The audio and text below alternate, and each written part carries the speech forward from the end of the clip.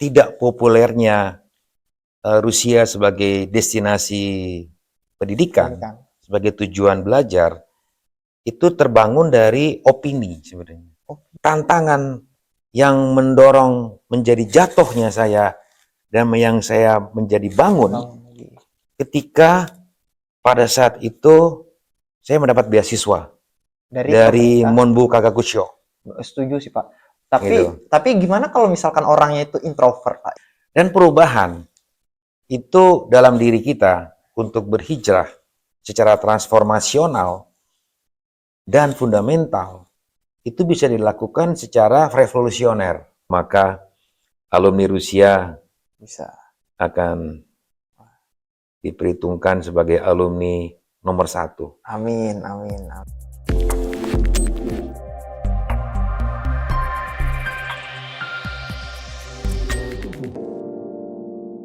Halo teman-teman semua, salam, Om Swastiastu, Namo Buddhaya, salam kebajikan, Assalamualaikum warahmatullahi wabarakatuh. Waalaikumsalam. Terima kasih teman-teman, hari ini senang sekali bisa bertemu teman-teman di program Suara Permira. Hari ini kita, seperti yang sudah teman-teman tahu, kita hari ini kedatangan bintang tamu spesial. Boleh kita sambut, ini dia Pak Berlian DCM, selaku Wakil Dubes untuk Rusia dan Republik Belarus. Bapak, salam Pak, terima kasih banyak sudah memenuhi undangan Permira Pak untuk hadir di sini untuk berbincang-bincang lah. Assalamualaikum warahmatullahi wabarakatuh. Om Swastiastu, Namo Buddhaya. Salam kebajikan bagi kita semua. Selamat sore teman-teman yang ada di Indonesia maupun di Rusia. Kenalkan terlebih dahulu, nama saya Berlian Helmi. Saya adalah Wakil Duta Besar Republik Indonesia di Federasi Rusia merangkap Belarus. Dan saya bertugas di KBRI Moskow sudah hampir 2 tahun. Dan saya menggeluti diplomasi dengan Rusia ini yang kedua kalinya. Ini adalah penempatan saya yang kedua kalinya di KBRI Moskow. Sejak saya pertama kali bertugas di Moskow tahun 2002. Pada saat itu saya masih penempatan kedua. Ya, jadi ini adalah penempatan saya yang kedua kalinya di Rusia, di KBRI Moskow. Oleh karena itu saya menjadi sebuah kesempatan, peluang saya untuk bisa lebih tahu persis dalam lagi tentang Rusia dan bisa tahu bagaimana teman-teman yang ada di Rusia ini menjadi bagian daripada warga Indonesia yang ada di Rusia ini. Seperti apa kehidupannya. Nah, oleh karena itu saya berterima kasih atas kesempatan Pak Mas Yuda kepada kami untuk bisa sharing beberapa pandangan kami tentang bagaimana kehidupan masyarakat Indonesia di Rusia dan bagaimana Indonesia dan Rusia dalam hubungan di berbagai bidang dan bagaimana kedepannya nanti warga Indonesia, teman-teman semua yang ada di Rusia, kedepannya nanti harus seperti apa, apalagi terutama untuk para pelajar, dan seperti apa, berkaca pada diri saya nanti yang sudah berpengalaman sebelumnya di Rusia ini. Berarti Bapak di penempatan kedua dengan jabatan yang berbeda? Ya, beda. Pada saat itu saya masih junior diplomat.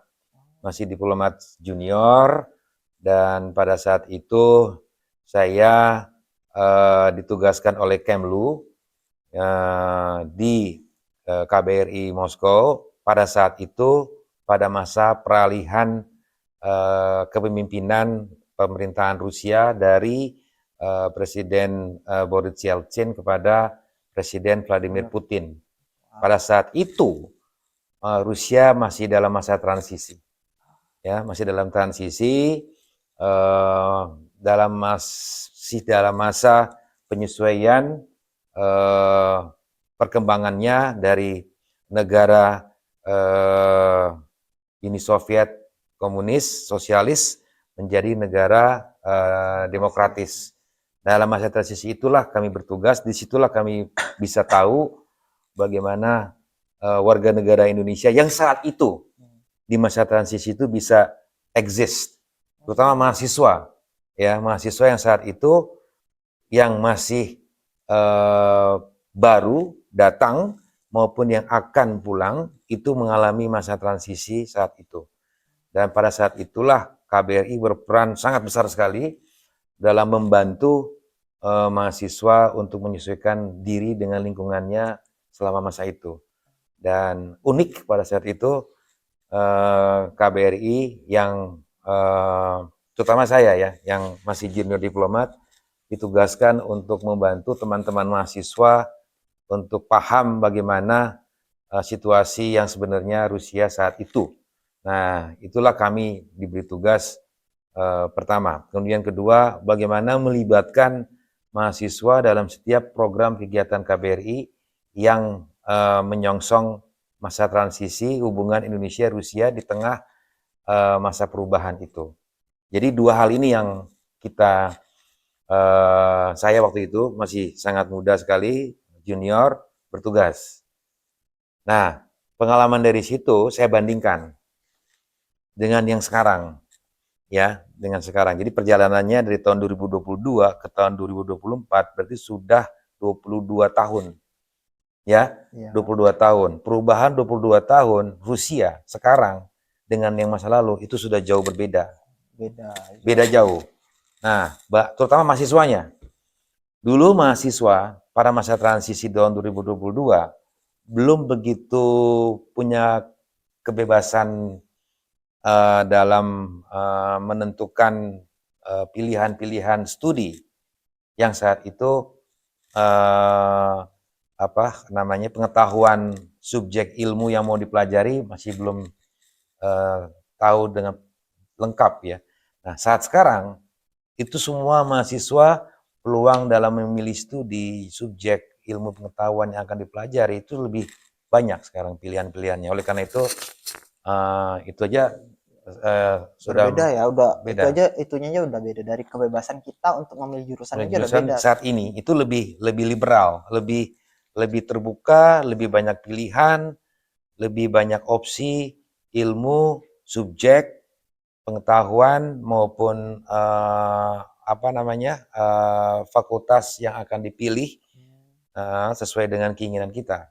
Pada saat dulu 2022 itu terbatas. Jadi agak susah waktu itu tuh.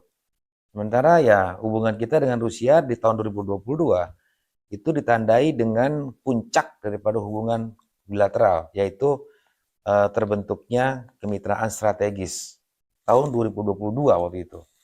Nah, perjalanan 22 tahun itu yang kami ingin mendorong lebih banyak perubahan itu bagi mahasiswa untuk lebih maju lagi, karena peluangnya beda, peluangnya udah lebih terbuka gitu. Nah, saat ini.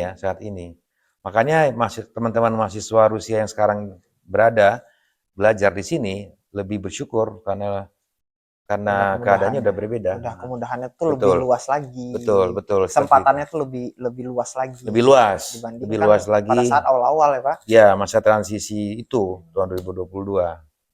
Nah, saya sebagai diplomat junior yang kalau dibanding pada saat itu umur saya ya hampir mirip-mirip lah dengan mahasiswa yang sekolah dengan umur yang sama dengan saya bisa merasakan bagaimana pada saat itu tantangan mahasiswa saat itu dalam belajar di masa transisi. Kemudian sekarang saya sudah bisa dikatakan saya sudah senior bandingkan melihat mahasiswa yang saat itu umurnya sekarang seumur pada saya waktu itu yang sekarang ini tantangannya berbeda. Tantangannya berbeda gitu. Ada peluang yang lebih terbuka saat ini jauh lebih baik daripada yang sebelumnya, tetapi tantangannya yang saat ini dibandingkan dengan sebelumnya, tantangan yang dulu itu justru lebih kecil sebenarnya. Lebih kecil ya, lebih kecil tantangannya. Karena baru. Kalau sekarang tantangannya lebih kompleks. Lebih banyak tantangannya daripada peluangnya. Sekarang tantangannya adalah persaingan. Persaingan, betul. Persaingan antar alumni. Kualitas alumni yang belajar di Rusia dengan yang bukan dari Rusia itu tantangannya. Untuk setelah kita belajar, itu harus kita yang sekarang karena kompetisinya sangat kompleks ya, itu yang tantangannya. Kalau dulu nggak ada masalah. Tentang persaingan nggak ada masalah. Nggak ada masalah dulu. Kalau sekarang tantangannya adalah dalam kompetisi. Itu Iya. nanti yang menariknya. Nah, tugas kita sekarang, saya sebagai yang senior di sini, salah satunya adalah memotivasi teman-teman mahasiswa untuk self confidence, punya rasa percaya diri untuk sekolah di sini bisa menghasilkan satu capaian kualitas kapasitas pengetahuan yang jauh lebih mumpuni daripada teman-teman yang di luar dari Rusia. Wah, iya, terima kasih banyak. Karena ini juga kan Pak, karena emang dari awal Rusia pun bukan salah satu negara populer untuk belajar sih dari awal. Di tahun-tahun kemarin memang ada terjadi peningkatan kan, tapi dibandingkan dengan ya Jerman atau apa gitu, kita emang tidak terlalu populer. Walaupun Waktu itu sekarang juga sepertinya masih masih Pak. Karena kan dibandingkan dengan mungkin Arab atau Jerman yang punya lebih top of mind-nya orang-orang Rusia gitu Pak. Nah, yang membuat penilaian tidak populernya Rusia sebagai destinasi pendidikan, sebagai tujuan belajar, itu terbangun dari opini sebenarnya. Terbangun dari opini subjektif kita masing-masing sebenarnya.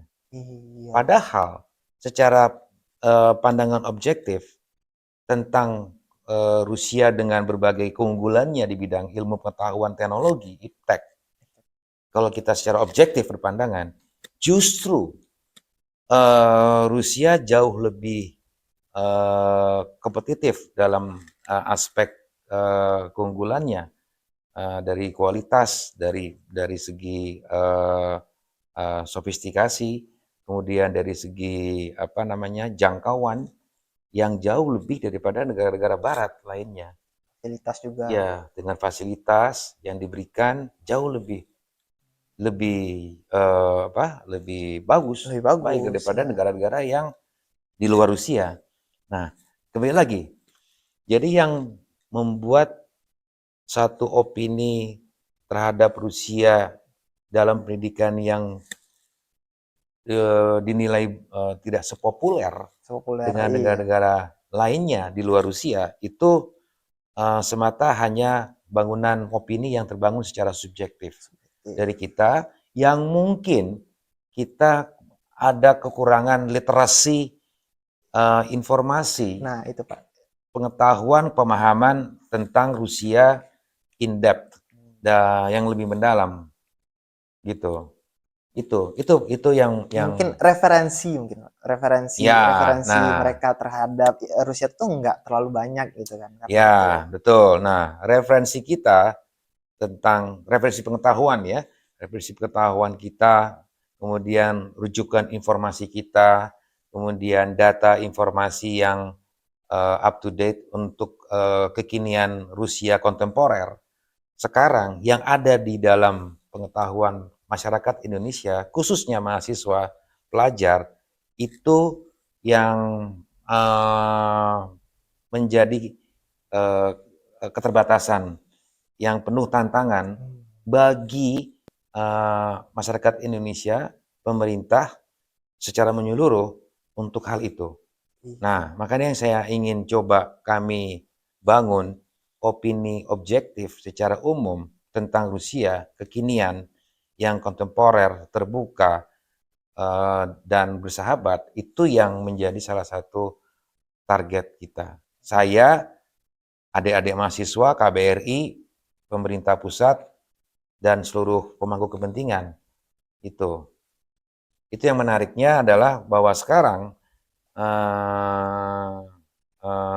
saya sebagai wakil duta besar di sini mempunyai satu posisi yang akan sama halnya dengan pemerintah Indonesia untuk mendukung kerjasama dengan Rusia dalam konteks people to people.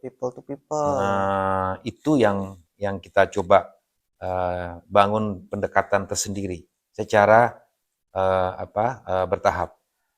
Gimana tuh Pak kurang lebih itu kalau people to people tuh Pak? Ya, jadi ini pendekatan yang lebih ke apa? Soft Soft. Oh, diplomasi, chef diplomasi gitu ya. pendekatan kepada yang menggunakan instrumen-instrumen uh, instrumen-instrumen kerjasama yang lebih mendekati kepada ikatan emosional, sosial antar masyarakat kedua negara. Jadi lebih kepada socio-psychological approach dengan mengedepankan penggunaan pemanfaatan instrumen kerjasama yang menjadi yang memiliki satu titik kesamaan nilai, kesamaan nilai sosial, Media sosial. nilai sosial dari masyarakat kedua negara. Salah satunya adalah dengan menggunakan people to people framework, kerangka kerjasama antar manusia ini. Nah, ini yang kita kedepankan.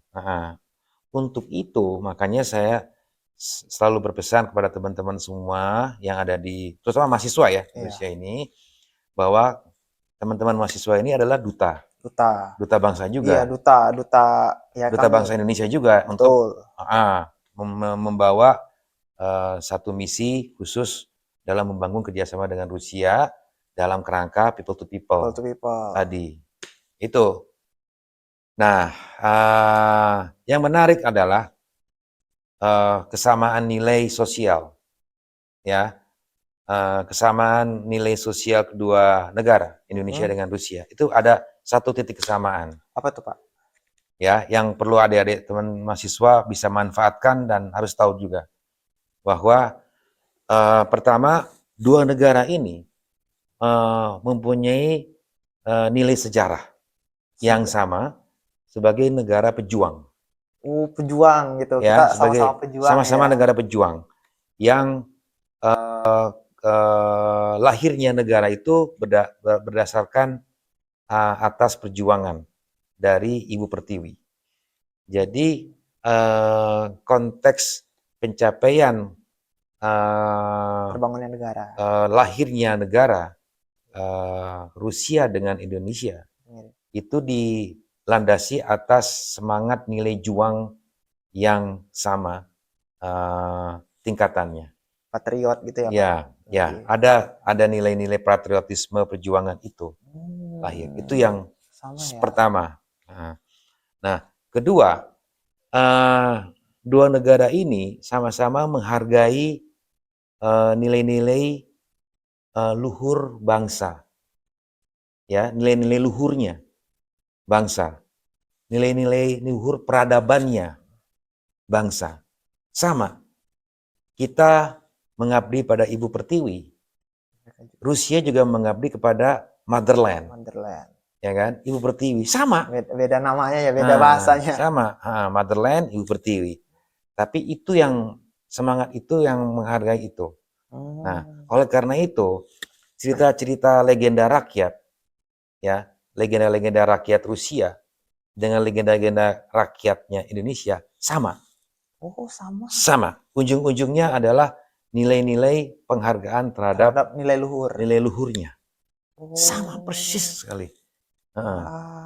Yang menarik dari cerita legenda nilai-nilai luhur bangsa Rusia dengan Indonesia adalah Ibu Pertiwinya. Nah, kalau kita ambil contoh dari nilai cerita rakyat yang saya tertarik adalah tentang Maling Kundang.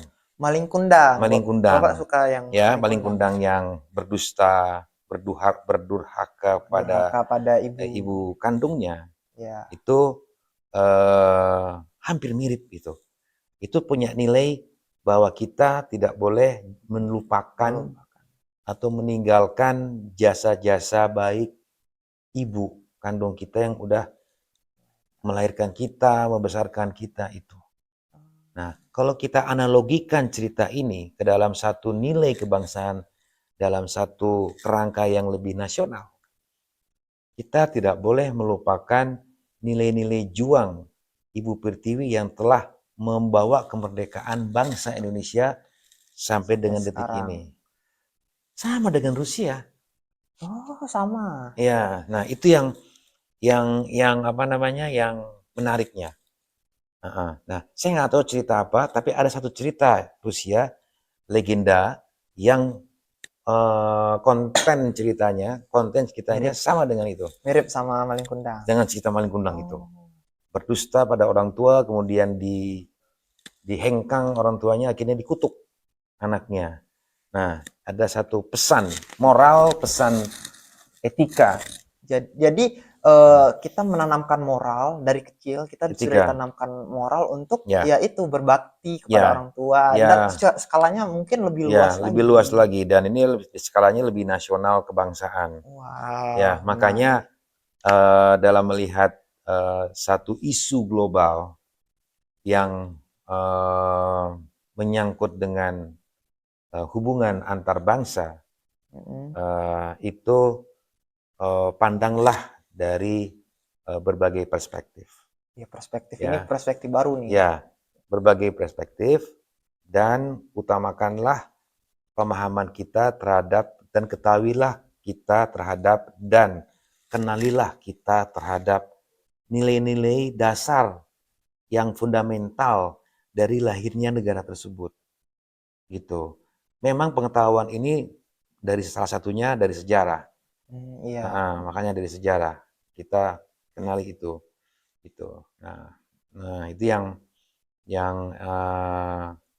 coba kita lihat selama ini, bahwa Indonesia dengan Rusia yang didorong untuk lebih erat kerjasamanya di masa depan. Kita harapkan peran mahasiswa dan warga negara Indonesia yang ada di Rusia itu menjadi duta bangsa yang mendukung perwakilan RI, KBRI dalam pencapaian kesuksesan misi. Lewat framework people to people tadi. Lewat framework salah satunya adalah People to people. people to people framework Wah. of cooperation. Ya, itu. Jadi kami mahasiswa pun selain belajar, kami juga punya misi nih. Kami Ya, punya ya mungkin tidak ada kewajiban untuk melakukan, tapi kita dari kecil udah diajarkan untuk berbakti kepada Ibu Pertiwi. Jadi jangan lupa gitu. Kita di sini mungkin kita sebagai pelajar tugas kita ya belajar ya. Tapi ada misi khusus untuk melaksanakan diplomasi ke berbagai, mungkin kan ada teman-teman asing gitu, apalagi Rusia gitu. Ya, betul. Jadi yang ingin saya angkat, poin terpenting bagi teman-teman khususnya mahasiswa di sini adalah bahwa belajar di Rusia ya dengan karakter yang berbeda dengan belajar di negara-negara di luar Rusia, itu harus mampu untuk mengangkat nilai karakter yang khas dari keilmuannya di Rusia, yang akan tidak sama dengan yang lain. Nah, itu yang menjadi satu daya unggul. Ya, kalau teman-teman sudah berhasil belajar satu ilmu yang punya karakter yang berbeda dengan yang lain, itu menjadi satu modalitas teman-teman untuk meraih satu daya unggul yang tidak akan sama dengan teman-teman yang di luar Rusia. Gitu. Nah, ada poin plusnya ya Pak. ya ada poin plusnya itu. Kemudian kedua adalah saya ingin menekankan juga nih bahwa belajar di Rusia dengan dengan keilmuan yang khas dan tidak sama dengan negara yang lain tersebut, itu akan mendorong kita mau tidak mau untuk selanjutnya bermotivasi dalam menjalin hubungan yang jauh lebih erat dengan Rusia dengan dasar yang saling menguntungkan. Artinya, keberhasilan capaian studi teman-teman di Rusia akan berpengaruh kepada keberhasilan hubungan bilateral Indonesia dengan Rusia. Wah.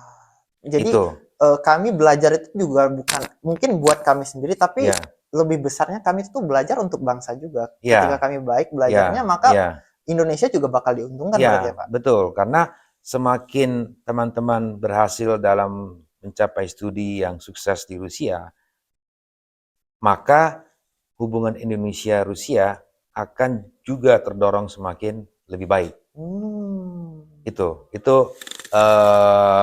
hipotesa yang bisa saya apa namanya, Wah, saya iya. angkat di situ. Karena banyak variabel-variabel Variabel. instrumental yang memperantarai dari kedua hal itu. Nah, salah satunya adalah peran aktor teman-teman mahasiswa dan WNI yang lain-lainnya, dan kedua adalah eh, eh, kapasitas mahasiswa dalam pengetahuannya pasca kelulusan dari selesai studi di mana namanya Di Rusia. di Rusia ini. Iya. Gitu. Nah, saya menghabiskan masa waktu 9 tahun saya di Jepang. Di Jepang Bapak berarti. Ya, saya sekolah dasar SD-nya di Jepang, kemudian saya mengambil program Master S2 untuk bidang ekonomi lingkungan di Jepang, di Kyoto University. Betul. Kemudian saya penugasan dari Kemlu juga di Jepang, di Osaka, Konsulat Jenderal RI di Osaka. Oleh karena itu, total 9 tahun saya di Jepang, saya banyak memetik bagaimana sekolah di Jepang dibandingkan dengan teman-teman yang sekolah di Rusia. Di Rusia. Oke, nah jatuh bangunnya saya saat studi di Jepang dengan jatuh bangunnya teman-teman yang studi di Rusia berbeda.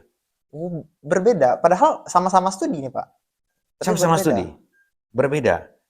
Jadi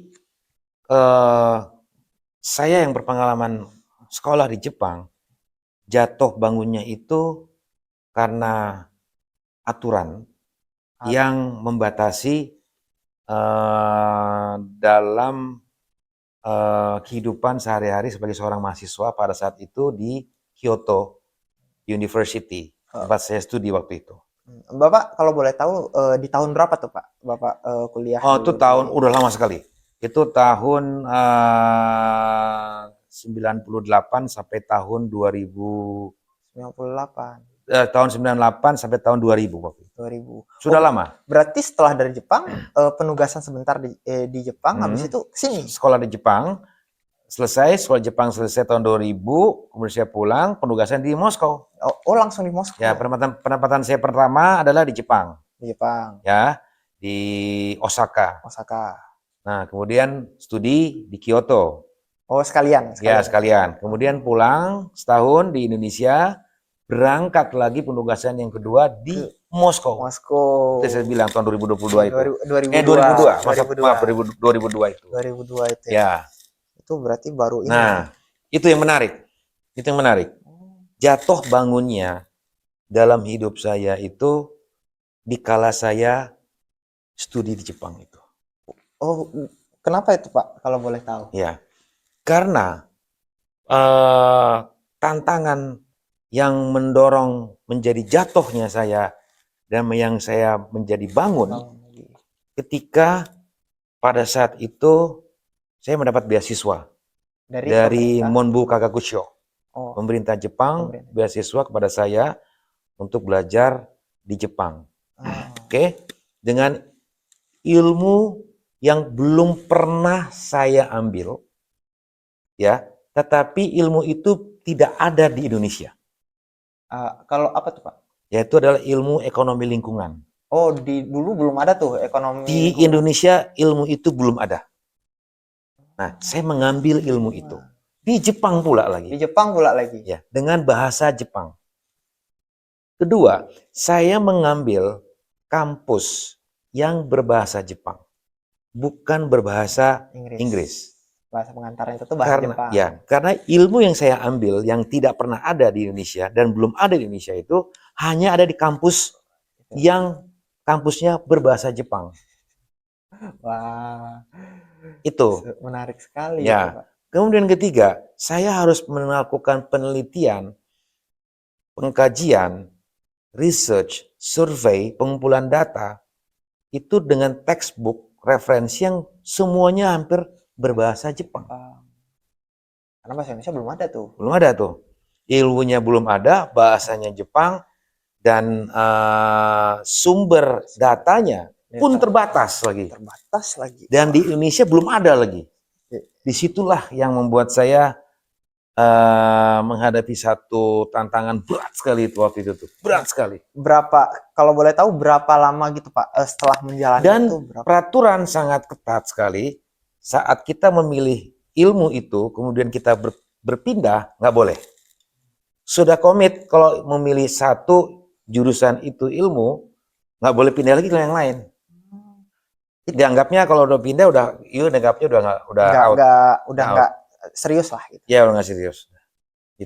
Itu yang membuat saya agak menantang tuh waktu itu tuh. Kalau nggak kita bijak ya, itu akan stres tuh. Itu akan stres. Makanya kita harus bisa memanage stres pada saat itu. Untungnya masih muda waktu itu ya. Jadi gitu. Nah, bangunnya adalah ketikala saya lulus.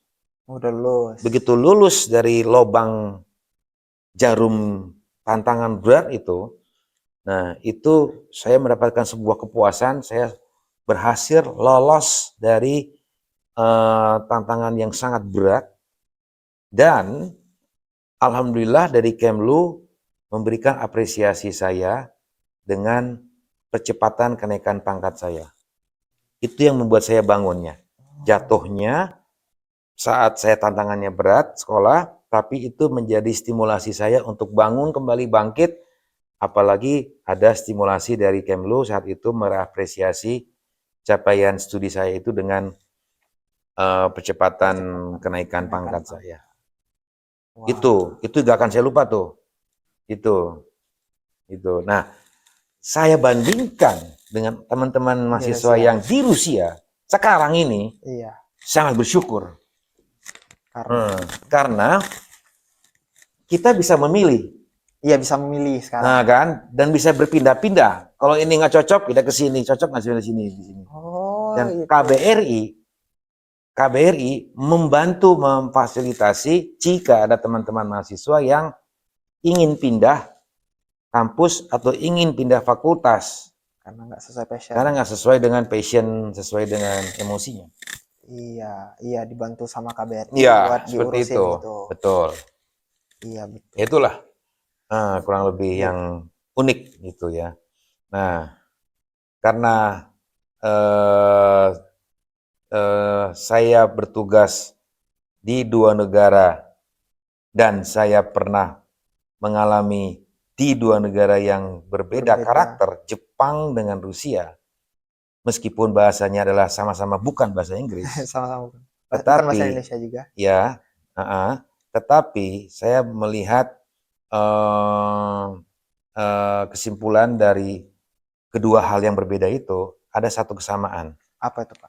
Ya, kesamaan dari tantangan hidup saya di Jepang dengan Rusia, dengan kesamaan teman-teman mahasiswa yang di Rusia sekarang adalah sama-sama berpikir untuk mencari solusi terbaik yang bijak untuk menghadapi tantangan yang di luar dugaan. Saya kan nggak tahu pada waktu saya sekolah di Jepang, di luar dugaan sistemnya begini. Sistemnya begini begitu ya. Teman-teman yang di Rusia sekarang belajar nggak di luar prediksi, ternyata tantangannya begitu. Iya betul. Berarti sama-sama kita punya pengalaman bahwa kita punya satu kedewasaan dalam berpikir secara bijak untuk bisa merespons tantangan itu lebih terbuka ya, lebih terbuka dan dampaknya di kita kalau kita alami semua siklus kehidupan pribadi yang berada di luar lingkungan kebiasaan kita, terutama di Rusia, terutama di Rusia, dan pengalaman saya pada waktu saya di Jepang, dan penugasan saya di Rusia sekarang adalah bahwa kita terpacu untuk lebih mudah dalam merespons berdasarkan pengalaman yang kemarin, untuk kedepannya jauh lebih baik, akan lebih baik secara bijak ya, dan terukur. Itu. Lebih cepat beradaptasi, Ya, lebih cepat merespon masalah-masalah gitu ya, ya, ya, dibanding dengan orang-orang ya, yang masih di zona nyaman mungkin ya, atau ya, apa. betul, Oh, betul. menarik sih. Ya, ya, karena satu-satunya yang mampu mendorong untuk kita dapat berhijrah Berhijrah. dalam bahasa sederhananya, kalau Ya. dalam bahasa intelektual pengetahuannya adalah transformasi. Mm-mm. Itu adalah ada satu desakan yang memberi tekanan bagi kita untuk terdorong dalam melakukan mau nggak mau Perubahan. perubahan secara secara kreatif, Lebih kreatif. tidak menunggu atau tidak reaktif, Ah, tetapi kita ya. harus proaktif dan kreatif ya. Nah, itu yang memacu kita untuk bertransformasi, berhijrah. Nah, itu yang keadaan lah yang mendorong itu kita seperti itu. Pengalamannya itu. Dari pengalaman juga saya alami sendiri kan, Iya. gitu. Jadi emang apa ya Pak, kuliah di Rusia, kuliah di luar negeri itu tuh rata-rata kita tuh nggak cuma belajar tentang Hmm. apa yang kita apain, tapi tentang hidup, tentang ini Ya, juga ya. banyak bakal dapat. Porsi nilai Mm-mm. pengalaman ya. Iya, nilai pengalaman. Porsi nilai pengalaman dalam satu rentangan pengalaman secara menyeluruh dalam kehidupan kita, Mm-mm. antara belajar di kampus dengan di luar kampus, justru pengalaman di luar kampus dalam kehidupan sehari-hari di luar kampus lebih dominan Lebih dominan. daripada nilai keilmuan kita belajar di dalam kelas. Setuju. Itu, Setuju Pak. itu. Lebih banyak karena kita kan memang Ya, lebih banyak menghabiskan waktu di luar kelas. di luar Iya. kelas, di luar kampus, dan Masalahnya juga dari sana juga di sih sana Pak. juga. Satu hal yang menjadi modal kita yang paling penting dalam Mm-mm. mewujudkan sebuah nilai keuntungan kita berada di luar kampus dengan lingkungan masyarakat yang justru lebih penting daripada ilmu yang kita pelajari di dalam kampus Iya. adalah komunikasi, sosial. Komunikasi. Iya, bagaimana kita Sosial komunikasi, social communication. Itu yang interaktif. Mm-mm. Kita dalam pergaulan itu dengan berbagai macam cara. Bahwa komunikasi efektif dalam lingkungan sosial itu jauh lebih berharga daripada ilmu yang kita pelajari di kampus, di kelas. Justru komunikasi dengan pergaulan sosial yang efektif, hasilnya akan justru mendukung ilmu yang kita pelajari di kelas, di kelas. yang hanya buku dan mendengar dosen. Setuju sih Pak. Tapi Gitu. tapi gimana kalau misalkan orangnya itu introvert Pak? Ya satu yang mungkin dia bukan nggak bisa ya, tapi dia tuh belum terbiasa untuk membawa diri ke lingkungan sosial, apalagi ditambah dengan bahasa Rusia lagi. Iya. Ada tips nggak Pak dari Bapak? Jadi gini, keadaan yang mendesak kita untuk beradaptasi secara adaptif dan transformatif, itu membangun satu karakter diri kita yang tadinya introvert menjadi terbuka, ya kan?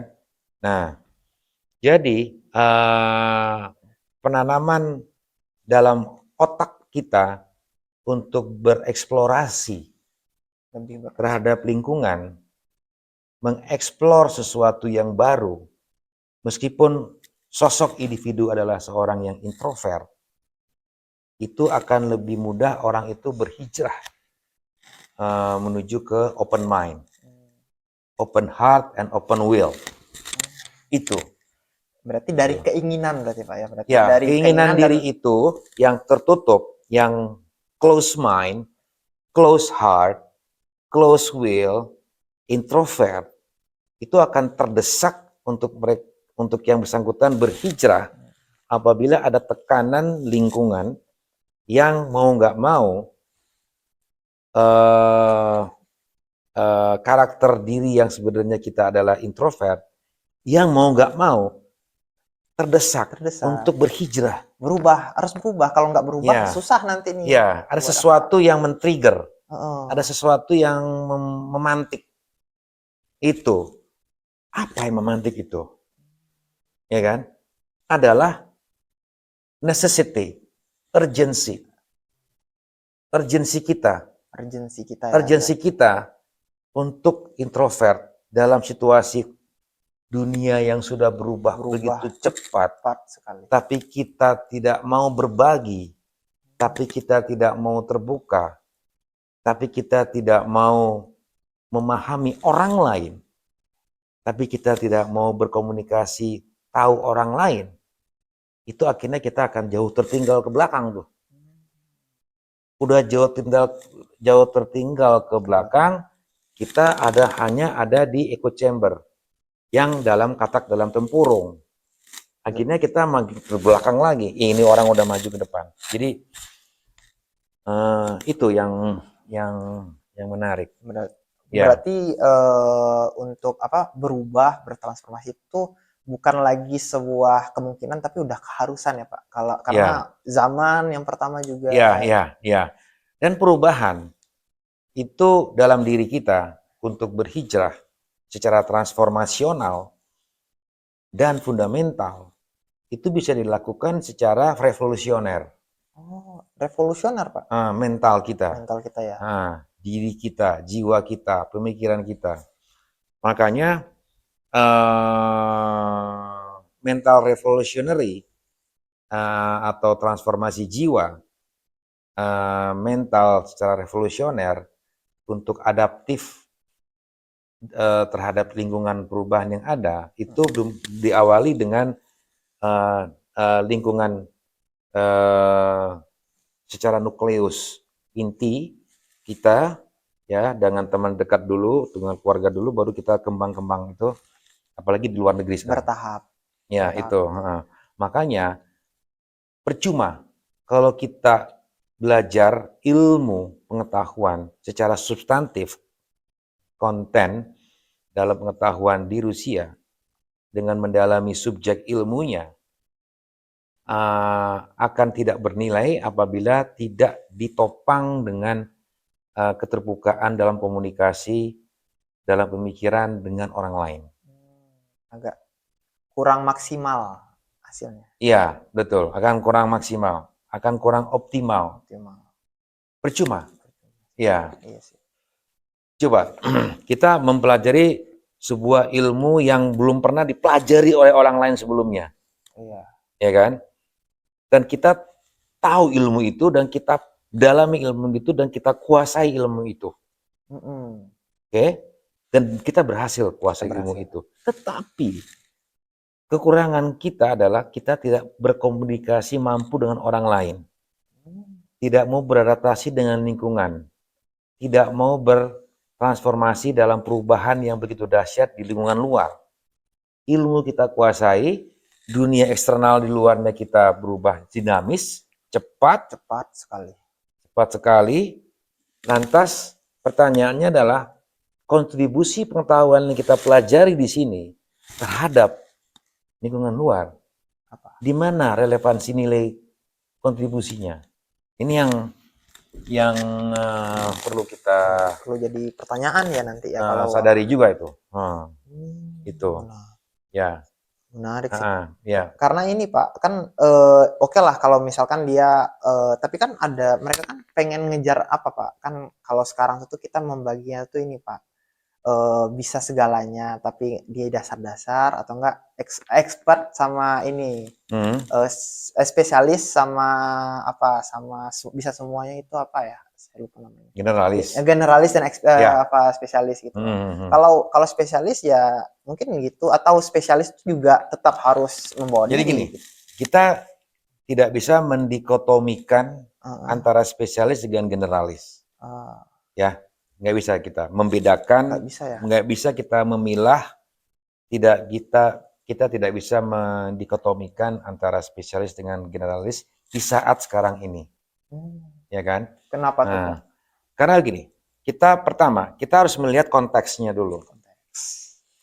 Kalau kita menempatkan satu konteks berpikir kita, ya, dengan mengedepankan pemikiran spesialis, meskipun konteksnya adalah generalis, ya, itu akan percuma kalau kita menggunakan spesialisasi kemampuan kita dalam konteks generalis tersebut. Iya, betul. Sedangkan konteks generalis tersebut menuntut generalisasi berpikir. Generalisasi berpikir. Gak mungkin. Ya, gak mungkin. Gak mungkin itu. Gak akan nyambung itu. Gak ketemu titik tengahnya. Ya, kita lihat dulu konteksnya. Terkecuali kalau sifatnya situasional. Kalau sifatnya situasional yang menuntut berpikir secara khusus, barulah itu memunculkan satu pemikiran yang spesialis. Kita lihat dulu, apakah ini situasionalkah atau kontekstualkah? Kalau kontekstualnya dalam konteksnya adalah generalis, kita gunakan pemikiran yang spesialis, nggak akan nyambung. Nggak mungkin tuh, nggak ketemu-temu itu. Terutama saya menempatkan dalam kerangka problem solving. Problem solving. Pemecahan masalah. Ya. Nah, ya, kalau kita dihadapkan pada suatu kasus yang berkarakter lebih subjektif dan khas, yang menuntut satu pemecahannya adalah perlunya satu spesialisasi keilmuan yang pakar di bidang itu, baru boleh. Berarti tergantung timing berarti, Pak. Gitu. Pola pikir gitu tergantung timing berarti gitu, Pak. Iya, iya, betul. Jadi kita nggak bisa tuh mendikotomikan, memilah-milah, membedakan, membuat satu chambers atau silo antara spesialisasi dengan generalisasi. Nggak bisa tuh. Nggak bisa ya. Tergantung konteksnya apa, situasinya apa. Berarti gitu. Semua tergantung gitu. Apa yang mana yang lebih baik ya tergantung. Tergantung lihat dulu. Lihat dulu. Dibutuhkan gitu ya. Nah, satu itu. Kedua, spesialisasi dan generalisasi sifatnya adalah intertwined. Intertwined, saling keterhubungan. Ya. Kita tidak memilah, ya. Tetapi itu dua hal yang saling interrelevan, saling berhubungan. Antara spesialisasi dengan generalisasi. Itu kedua. Nah, jadi karakter spesialisasi dalam pemikiran, kemampuan, kapasitas, kompetensi, ya, dibanding dengan generalisasi dalam pemikiran kita, yang keduanya saling berhubungan, itu baru terjadi apabila lingkungan strategis eksternal internal kita menuntut kedua hal itu harus bersinergi. Balik lagi tadi ke lingkungan gitu. Iya, balik lagi ke lingkungan. Apa, situasinya butuh apa, ya kita harus beradaptasi dengan situasi tersebut. Iya, betul. Seperti itu. Nah, yang ketiga, ya, peradaban manusia itu akan jauh lebih berkembang dan akan melangkah jauh lebih maju lagi kalau keterbukaan dalam pemikiran, kedalaman dalam pengetahuan, keluasan dalam bersikap itu ditunjang dengan satu keterhubungan pemikiran spesialisasi dengan generalisasi yang intertwine dengan dilandasi kepada satu pola hubungan sosial yang lebih kuat dalam menerima satu pemikiran orang lain. Maksudnya adalah kita berkomunikasi tidak sekedar dialog dan diskusi, tetapi kita lebih banyak menerima kekurangan kita oleh orang lain dan kita memahami apa maksud orang lain untuk kita. Artinya adalah kita mau berdialog secara terbuka, mau menerima kekurangan kita dan kita paham kekurangan orang lain untuk menjadikan satu nilai kebersamaan yang bisa mengubah suatu transformasi. Berarti jatuhnya Betul. kita kayak kita tuh kalau emang mau diskusi ya kita tuh saling berkaca diri lah. Iya, iya, Saling iya, give and take iya, apa masukan yang iya, baik, iya, apa iya, yang iya, buruk kita iya, iya, apain gitu. iya, iya, Oh, ya. Asalkan gini, asalkan yang dituntut oleh kita dalam belajar, iya.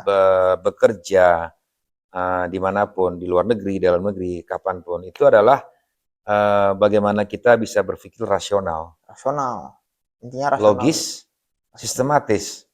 Rasional, logis, sistematis, yang perlu juga ditempatkan ketiga cara berpikir itu dalam sebuah kerangka berpikir, bertindak, dan bersikap secara komprehensif dan integral. Itu. Nah, kita, mahasiswa terutama ya, Iya, Pak. ya mungkin saya juga ya, atau teman-teman semua yang Iya. lainnya, mencoba untuk bertransformasi, berhijrah, bermigrasi dalam sikap berpikir dan bertindak ke arah sana. Kalau semua hal yang saya sampaikan tadi itu bisa Bisa terrealisasi semua, terrealisasi semua. gitu. Ideal tuh Pak kalau terrealisasi. Ya, seperti itu. Cuman ya emang butuh waktu sih kayaknya Pak. Emang butuh waktu, Nah, butuh apa. ya betul sekali. Butuh waktu, lama, cepat, agak lambat, sangat lambat, atau sangat cepat, bergantung kepada ada dua hal. Pertama adalah tekad diri dalam niat, itikat, dan tekad diri kita secara inward, ke dalam. Kedua adalah desakan dari luar untuk kita yang mau nggak mau untuk itu. Jadi yang pertama kesadaran diri, kedua adalah didorong oleh orang lain. Nah itu tergantung tuh.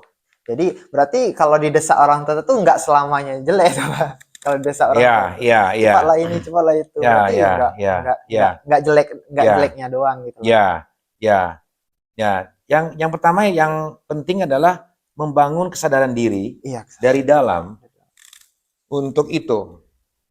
Nah, itu lebih sulit daripada memperoleh tekanan dari luar untuk kita terdesak mau nggak mau harus melakukan itu. Iya. Itu lebih mudah itu. Lebih mudah. Yang nomor 2 lebih mudah. Nomor 1 yang agak susah. Karena ya pribadi gitu, pribadi. Ya pribadi. Susah kita gitu. Setuju sih Pak. Nah, gitu. Mau di siapapun yang mau Mario mungkin penasihat ulung yang nasihatin kalau emang kesadaran dalam dirinya nggak ada kayaknya susah juga. Ya. Itu perjalanan hidup yang saya alami dalam sejak lahir sampai sekarang.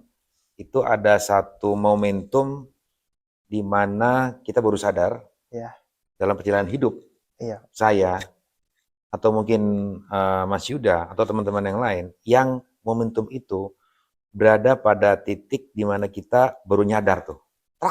Nah, itu. Ada satu titik. Kalau saya terbangun itu bermula pada saat dari dalam diri saya kesadaran itu muncul ketika saya lebih banyak mendengar. Lebih banyak mendengar orang dulu. jangan banyak berbicara, tapi saya banyak mendengar dulu. Itu habit of listening, kebiasaan untuk mendengar orang lain itu faktor yang sangat menarik untuk kita memunculkan inner will dari kita dari dalam itu. Tapi dengerinnya tuh sambil apa Sambil kan, Pak? menyimak. Menyimak. Nah, mendengar sambil Bukan menyimak. dengerin aja terus udah Enggak. masuk ke kuping kanan, keluar Enggak, kuping ya. kiri. Itu dari situ dulu. Kalau saya ya, Iya. dalam perjalanan hidup saya, sepanjang ini dalam saya hidup, saya bisa mulai masuk ke titik momentum yang terpenting tadi, Iya. ketika saya sadar bahwa listening, mendengar, dengan menyimak, itu modal penting yang menjadi pintu masuk saya ke situ tuh. Itu modal penting.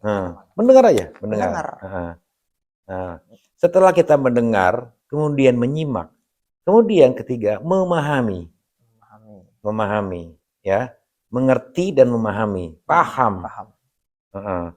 Tidak berdasarkan interpretasi secara subjektif kita mendengar orang lain, kita dengar, kita olah dalam olah pikir kita simak, kita pahami, kemudian kita interpretasikan secara subjektif. Tidak. Saya harus memahami orang lain untuk berbicara dengan maksud tertentu. Yang saya akan pahami itu setelah saya buktikan saya itu betul-betul paham. Kalau saya akan paham kalau saya bisa dengar dari orang lain yang lain lagi. Tapi kan kalau dari lain lagi berarti bakal ada perspektif yang baru tuh, Pak. Nah, justru itu. Jadi nanti jatuhnya justru itu. Kita bikin perspektif sendiri, paham itu tuh tidak subjektif ya? Ya, tidak subjektif, betul. Ya. Atau ya berdasarkan kan kalau berarti kalau perspektif kita pribadi kan berarti ada beberapa narasumber dari kita, terus kita kumpulkan, kita godok, ada kesimpulan nih, ini perspektif saya gitu. Berarti itu paham? Bukan juga. Jadi objektivitas persepsi objektif dalam memahami satu pernyataan yang diucapkan oleh orang lain yang kita simak, itu akan tercapai objektivitasnya, generalisasinya, ketika kita juga mendengar dari pihak-pihak lain. Iya, betul, setuju. Ya kan? Setuju. Karena kalau hanya mendengar cuma satu, kemudian kita terjemahkan ke dalam pemikiran kita yang subjektif, kemudian kita interpretasikan secara subjektif, yang muncul adalah bias. Berarti itulah yang terjadi dalam reply setiap medsos. Komentar maksudnya, Pak? Komentar, reply, respon apapun dari setiap teman-teman yang komen. Iya. Munculnya satu berita. Nah, itu menarik tuh. Nah, jadi yang mana bisa memfilter ini adalah hoax atau berita bohong, atau itu adalah logika tidak masuk akal dan sebagainya. Sebenarnya harus terbiasa kita memahami, mendengar, dan berkomunikasi lebih sering. Lebih sering sih ya. Benar. Iya. Karena ketika kita dengarnya dari satu doang, kan ada unsur subjektifnya dia ke kita. Iya, benar. Terlalu banyak subjektif jadi nggak objektif. Dengan kita mengumpulkan dari beberapa, sehingga nanti kita kesamaan nih udah pasti ada gitu. Betul. Kalau saya ya dalam hidup saya hanya bergaul cuma satu orang, hanya dengan Mas Yuda. Mas Yuda terus dalam hidup saya. Dan saya hanya mendengar dari Mas Yuda aja. Saya nggak pernah mendengar dari orang lain misalnya gitu. Otomatis tuh subjektivitas saya semakin kuat. Karena yang saya percaya cuma Mas Yuda doang. Iya, setuju sih, Pak. Padahal Mas Yuda belum tentu benar. Itu yang jadi apa ya? Jadi komunikasi multidirectional communication, komunikasi multi arah. Nggak hanya dialog dua arah, tapi multi arah dengan dalam kerangka dialog. Itu penting tuh. Wah, iya juga sih. Jadi segitu ngefeknya ya komunikasi dengan pandangan kita terhadap apa berarti? Ya, makanya saya ambil contohnya adalah komunikasi lintas agama. Lintas agama. ya kan? Lintas agama, lintas kepercayaan, lintas keyakinan. Ya. Ya, contoh nih. Nah, dalam melihat satu objek isu sosial yang sedang fenomenal misalnya.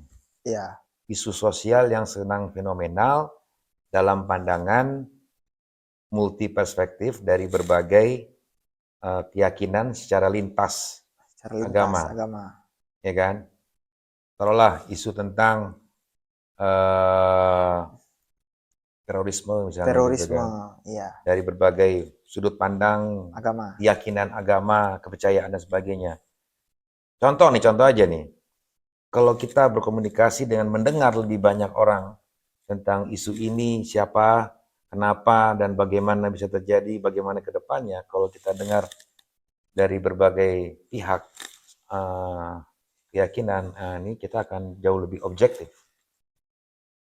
untuk mengambil satu kesimpulan yang objektif, tidak subjektif, dan kita bisa tahu dan kita pahami. Gitu. Wah, itu masih personal tuh. Berarti emang media itu sengaruh itu ya Pak berarti. Kalau kayak bilang terorisme itu kita tuh tergantung apa yang kita dengar berarti. Ya. Makanya dalam pemberitaan tentang isu-isu Isu-isu yang kalau satu narasi semua ini.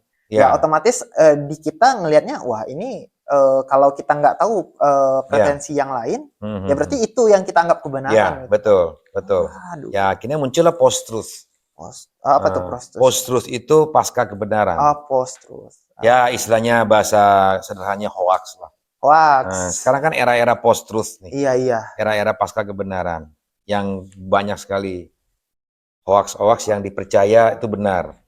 Padahal itu berita yang belum tentu benar karena satu berita hoax muncul yang munculnya lebih dari satu kali, berulang-ulang kali, itu akan menjadi sebuah kebenaran. Bisa jadi kebenaran. Itulah post-truth. Nah, itu era itu yang sekarang dialami.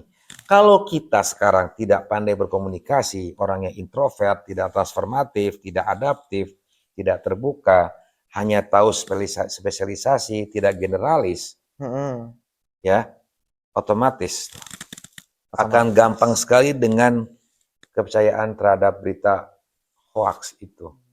Nah, modalnya cuma satu, lebih sering komunikasi, intens, secara multidireksional. Nah, itu perlu didukung dengan pengetahuan yang diperoleh dari hasil komunikasi itu, yang perlu diperkuat dengan bacaan-bacaan buku-buku. Data-data, referensi dari berbagai macam.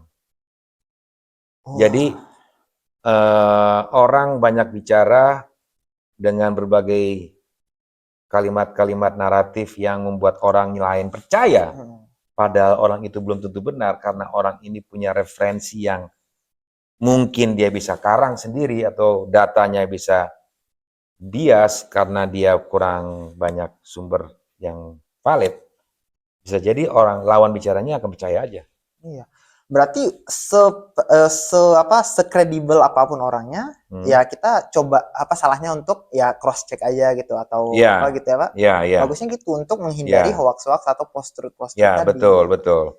Seperti contohnya membangun sebuah citra, image ya terhadap Rusia di tengah turbulensi geopolitik kawasan yang sekarang terjadi saat ini. Ya. Titik 2, pengaruhnya terhadap opini publik masyarakat Indonesia. Tesisnya itu. Contoh ya, tesisnya itu. Oke.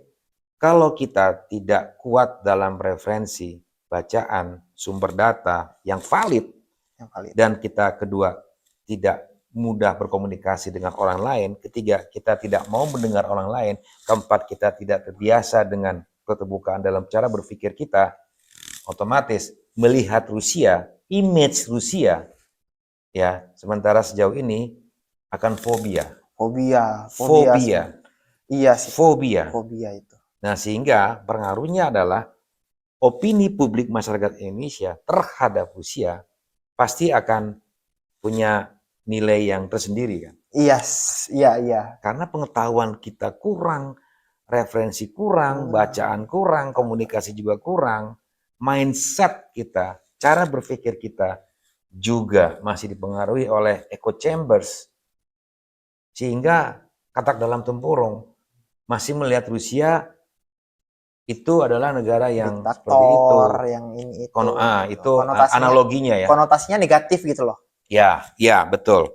Seperti itu. Wah, iya sih. Personifikasi seperti itu. Makanya untuk menggebrak, mendobrak, menerobos ya otak berpikir yang tertutup tadi dengan opini yang sangat sempit itu terhadap Rusia adalah tugas kita, saya, Mas Yuda di sini, bagaimana mentransformasikan mindset masyarakat Indonesia yang ada di Indonesia terhadap Rusia adalah sebuah peluang yang sangat menggembirakan dalam membangun sebuah kerjasama yang menguntungkan bagi Indonesia dengan Rusia. Catat tuh teman-teman buat itunya.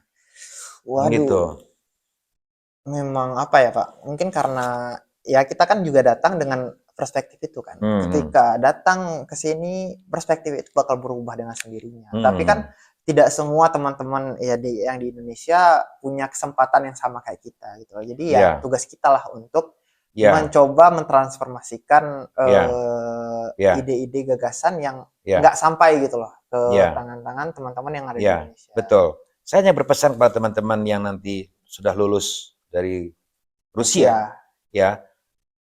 Kembali lagi yang saya sarankan, untuk tunjukkan kemampuan dalam cara berpikir yang lebih proaktif, kreatif, inovatif, dengan keyakinan memiliki kompetensi, keunggulan, dan daya saing keunggulan diri dalam pengetahuan ilmu ini pelajari selama di Rusia itu bisa berkontribusi jauh lebih besar terhadap negara Indonesia. Kontribusi. Itu. Ya. Nah, itu alat ukur yang mengindikasikan tingkat kualitas sumber daya manusia yang lulus dari Rusia itu di atas rata-rata daripada alumni-alumni dari negara-negara yang bukan Rusia. Itulah uniknya Rusia nanti. Nah, itu uniknya Rusia itu. Tunjukkan dengan kontribusi dengan negara. Ya, betul.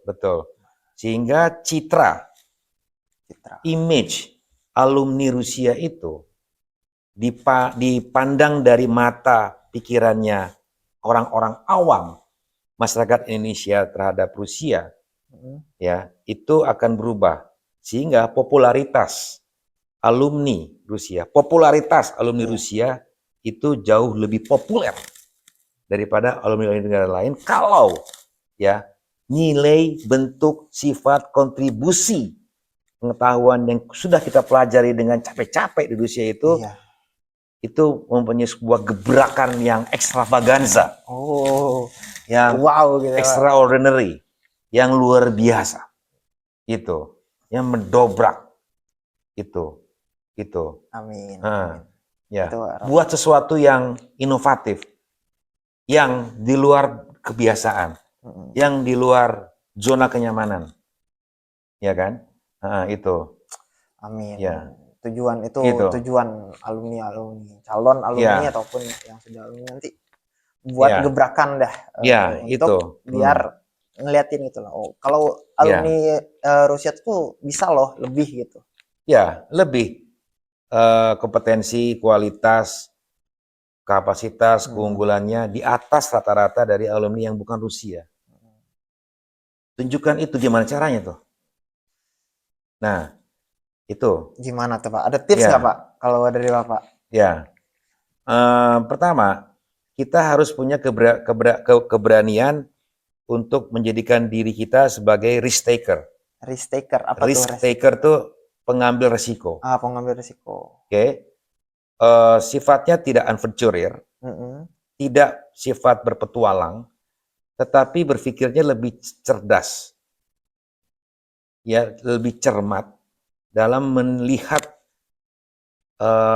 sebuah peluang yang mana peluang itu selama ini menjadi sebuah kelemahan yang tanpa sadar. Tanpa sadar.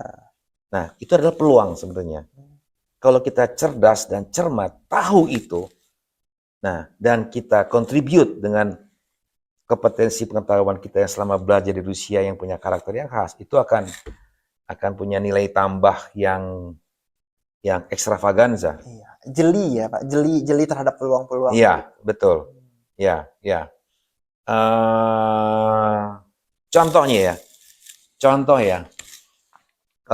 kalau bisa kita melihat era tantangan kompleks saat ini yang dihadapi ke depan oleh Indonesia dengan perubahan digital peradaban, digitalization, visibilization, era peradaban digital ke depan, ya kan, yang menjadi satu keharusan kita untuk masuk ke dalamnya di era peradaban digital nanti,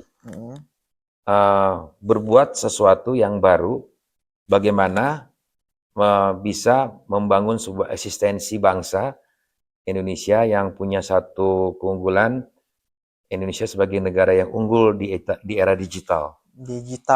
Global. Digital global. Karena selama ini kan kita sangat bergantung teknologi digital, contoh nih ya dari Barat atau dari negara mana lah. Ya.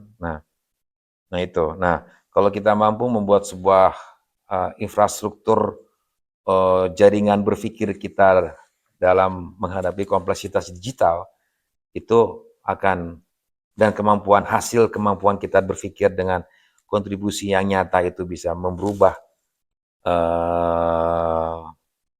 keadaan Indonesia yang menjadi bangsa yang unggul di era digital kompleks di masa depan itu, maka alumni Rusia bisa akan diperhitungkan sebagai alumni nomor 1. Amin. Alumni Jawara. Alumni juara. Pejuang tadi, seperti yang ya. nilai-nilai ya, yang ditanamkan. Pejuang itu adalah nilai dasarnya. Dan nilai fundamentalnya. Itu. Wah, nggak kerasa nih Pak, waktunya kayaknya udah terima kasih banyak Pak sudah meluangkan waktu untuk memberikan nasihat ke teman-teman juga.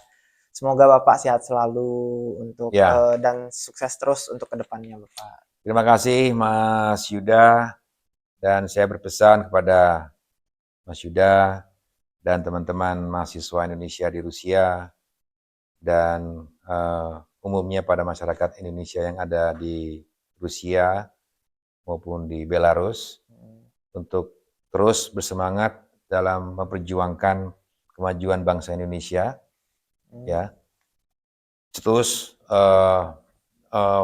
membuka diri dalam menerima perubahan lingkungan yang ada di sekitar kita, ya. Kemudian ketiga, terus belajar, membaca dan membaca, berpengetahuan, memperkaya diri dalam memperluas wawasan kita terhadap diri kita dan lingkungan kita, sadar diri kita, sadar lingkungan kita, itu adalah modal yang paling utama dalam memajukan diri kita sendiri dan bangsa kita. Oke, itu yang saya inginkan. Jadikanlah Indonesia unggul dalam sumber daya manusianya yang berdaya saing terhadap bangsa-bangsa lain, sehingga kita akan mampu berhasil menjadi negara Indonesia emas 2045. Itu aja. Itu tips dari Bapak Berlian Helmi. Bapak Berlian Helmi, terima kasih banyak sekali lagi teman-teman. Baik, mari Kak, kalau gitu. Terima kasih Mas Yuda, selamat sore. Selamat sore semua. Selamat sore, Assalamualaikum warahmatullahi wabarakatuh. Waalaikumsalam warahmatullahi wabarakatuh.